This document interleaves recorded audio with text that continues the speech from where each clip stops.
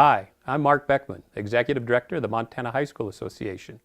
The MHSA oversees 11 sports and 5 activities, including music and speech and drama programs in our 179 member high schools across our great state.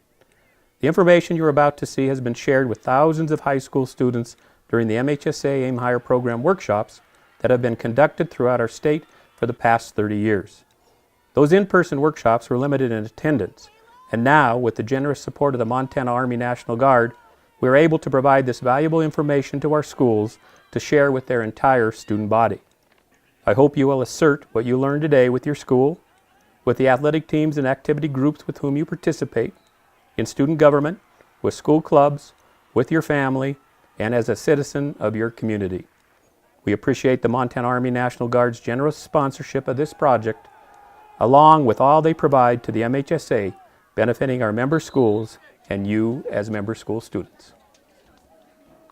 Hi, I'm Major Noah Ginger with the Montana National Guard, and we are proud to partner with the Montana High School Association for this video about sportsmanship, leadership, and mentorship. The Montana National Guard is very interested in the development of the next generation of leadership in Montana, and we hope that you will take away this valuable lessons from the video. The topics you will learn about in this video, sportsmanship, leadership, and mentorship, are just as important for me and my team as they are for you and your team. In fact, many of the lessons I learned about leadership I learned on the football fields and basketball courts of Montana. And now in the Army, I live by the values of loyalty, duty, respect, selfless service, honor, integrity, and personal courage. And I think all of these values are encompassed in what you will hear about in the video. As you learn in this video and as you watch these other stories, just remember it's about the team, it's about the mission, and it's about doing it right every time. Every student has potential. Potential to be a friend. Potential to be a mentor. Potential to be a leader. Potential to make a difference. There are 3 core principles to help you make a difference in your school and community: mentorship, leadership, and sportsmanship.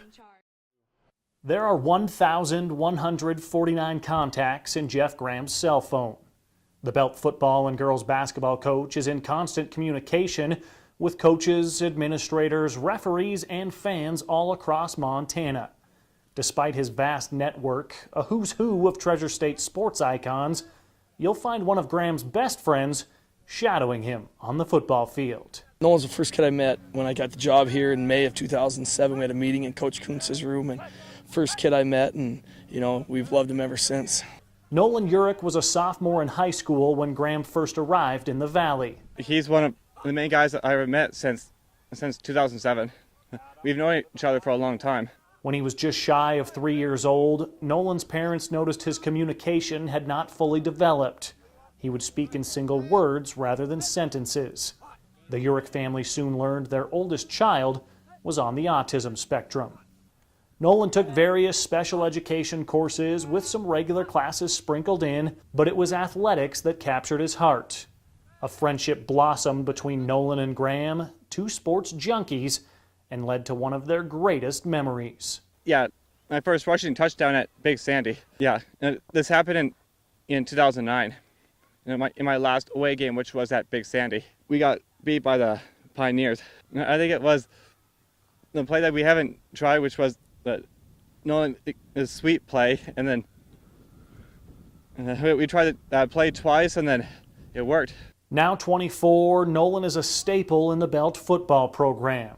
Coach Nolan, as he is known, does a little bit of everything for Graham and the Huskies. He does, he's the first one out here, helps me mow the field if I need, get stuff out here. Comes to football camp, he's always snapping, getting the water bottles, the bags, he's just always around, and it's awesome, and basketball season, he pokes his head in, he's great with my kids, my family adores him, and he's just awesome to have around. Each day, Nolan brings a strong dedication to the program, aiming to help the Huskies improve.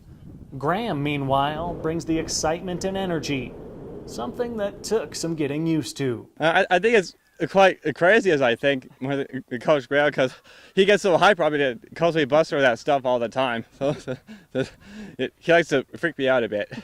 Does him being hyper make you a little more hyper? A A little bit. Through wins and losses, summer two-a-days, and of course game days, the bond between two sports fanatics continues to grow. Graham watches Nolan participate in his Special Olympics. He won 2 gold medals in track last year and has bowling and basketball ahead on the schedule. Nolan's mother, Lisa, said the family appreciates Graham's friendship with Nolan and that Nolan, quote, adores him. But there's no denying the companionship is equally, if not more important, to Graham himself. He's one of my best buddies. We do the NFL draft together. We hang out at practice after together and, see him a lot, basketball games. And, he spends a lot of time with my kids in the room, and he's just awesome. He's just a blessing to have around. And there's nobody that loves Belt as much as him and, brings energy as much as he does. So, yeah, we're happy when he's with us every day. 1,149 contacts in his cell phone. But there's only one Nolan. What is sportsmanship? What is gamesmanship? Are they the same? How are they different? Under the gamesmanship model, all that really matters is winning. But under the sportsmanship model, the way one plays the game is central. I guess just competing hard and always kind of just doing your best, but then respecting each other after each competition. It's not like you have to love each other up during the competition, but definitely respect each other afterwards and always just give your best effort and respect all the others that are competing against you. Examples of sportsmanship will vary from person to person. Demonstrating good sportsmanship could be as simple as a handshake before a game or checking on an injured player from the other team. Each one of us, each one of you, can display good sportsmanship in your own way. My definition of sportsmanship would probably be knowing how to lose and knowing how to take a loss politely, don't be a jerk about it. Everybody's out here to have fun. That's what part of sports is, Just, if you lose, just take it and work with that. Learn from it, I always just think that's me on the other side of the day. They have the same heart for the game, they have the same passion, and they're trying to do the same thing that I am, which is win. And so you have to remember that in order to be a competitor, you're going to have to compete. And so it's fun to see people on the other side of the net that challenge you, but sometimes it can be frustrating. But I think it's a frustration that we all love to face. In the end, sportsmanship can be broken into 2 key principles: respect and integrity. You've heard the old saying, if you ain't cheating, you ain't trying. Or maybe, it's only cheating if you get caught. In reality, though, high school sports are a very special activity where nobility and glory are found, not in winning, but in honorable competition in pursuit of victory. A sportsman or sportswoman believes that winning without honor is not a true victory. Gamesmanship coaches and athletes often believe that they have no ethical or sportsmanship obligation to abide by rules, because it is the official's job to catch violations and impose penalties. So coaches and athletes who play by the sportsmanship model are often at a substantial disadvantage when competing against others who adopt the gamesmanship theory of sport. Winning is not everything, and a true sportsman or sportswoman must be willing to lose rather than sacrifice ethical principles, even when the stakes are high. A victory attained by cheating or other forms of unethical conduct is counterfeit, and coaches and athletes must remind themselves that true sport is a process of pursuing victory with honor.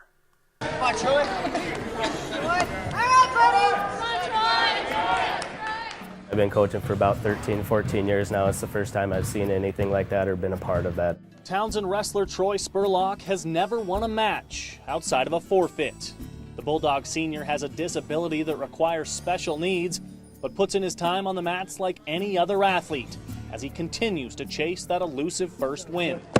And that's where Clancy Ludvigson steps in. Well, it started about 2 years ago, watching him wrestle, and he was he got beat, got pinned. In Townsend's final regular season duels of the year, Spurlock remains winless, with 2 forfeits and 2 losses on the afternoon.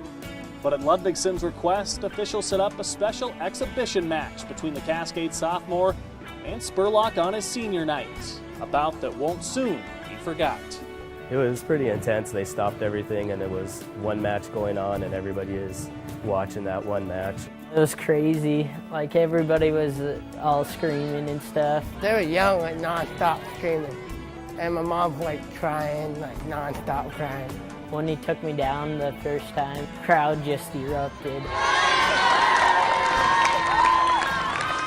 I picked the kid up and throw him too on the mat, and with my face like burst into flames, like I had him, and that was the best moment of my life. I think Clancy did an excellent job. He kind of, it lasted almost 3 periods, and he did a good job. Gave the kid some confidence and wrestled with them. The crowd continues to shriek and shrill in anticipation. And nearly 3 full periods of wrestling later, one whistle brings on an ovation fit for a champion.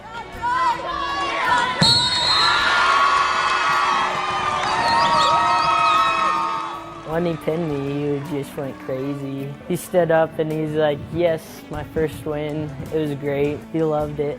The best moments of my life, getting that first win. And Coach Adele was always saying, don't give up, try your best, and don't have bad sportsmanship, always have good sportsmanship. He came over and he shook our hands, and you could just see that he was excited, and being in that moment looked like he was really excited and having a great time. I got that kid and got through the pain, got through it. And I'm going state. This is my big year going state. So I'm gonna try hard this year, focus on wrestling and not girls only, because I'm focused on wrestling only. Spurlock enters the final weekend of his prep career with one emotional victory under his belt. News of that win has spread like wildfire across the Treasure State mats.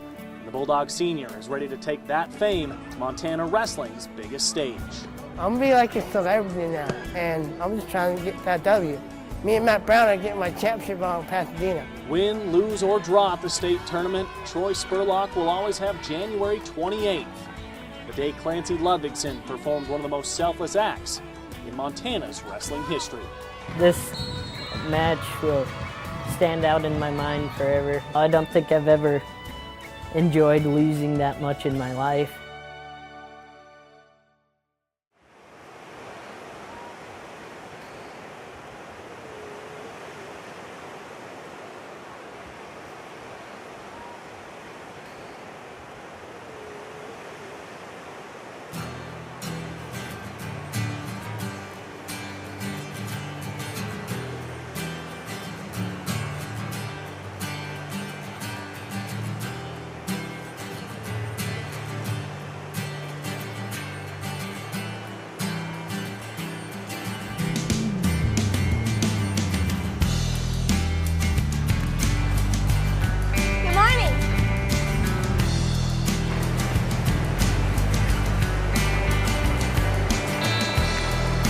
What are you doing with all the starfish? I'm throwing them back into the ocean.